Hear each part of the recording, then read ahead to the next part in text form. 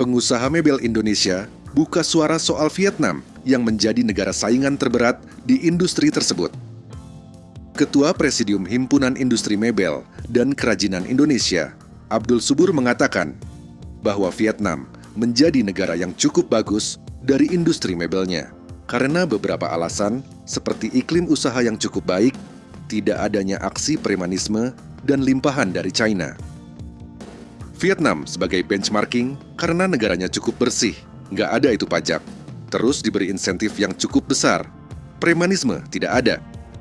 Ujar Subur dalam siaran pers pembukaan Indonesia International Furniture Expo 2025 di JI Expo, Kemayoran, Jakarta, Kamis 6 Maret 2025.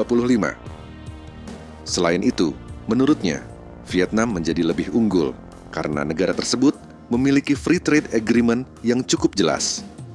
Ditambah lagi para pengusaha mebel Cina masuk ke Vietnam untuk berinvestasi. Jumlahnya sekitar 630 perusahaan. Sedangkan Indonesia sendiri belum memiliki free trade agreement yang cukup jelas, terutama ke Amerika Serikat.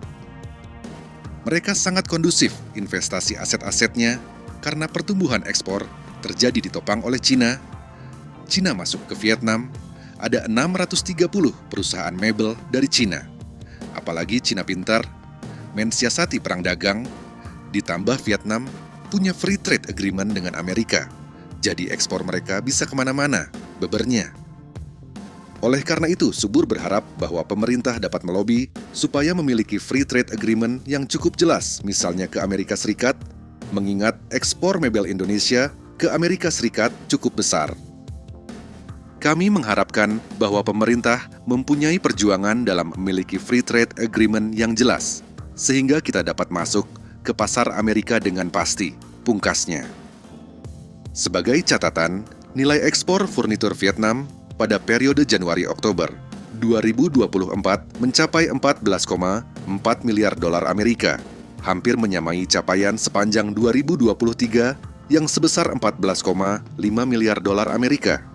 Peningkatan ini memperkuat posisi Vietnam sebagai eksportir furnitur terbesar kedua di Asia setelah Cina. Sementara itu, ekspor furnitur Indonesia justru mengalami kontraksi, turun dari 2,5 miliar dolar Amerika pada 2022 menjadi hanya 1,6 miliar dolar Amerika dalam 10 bulan pertama 2024.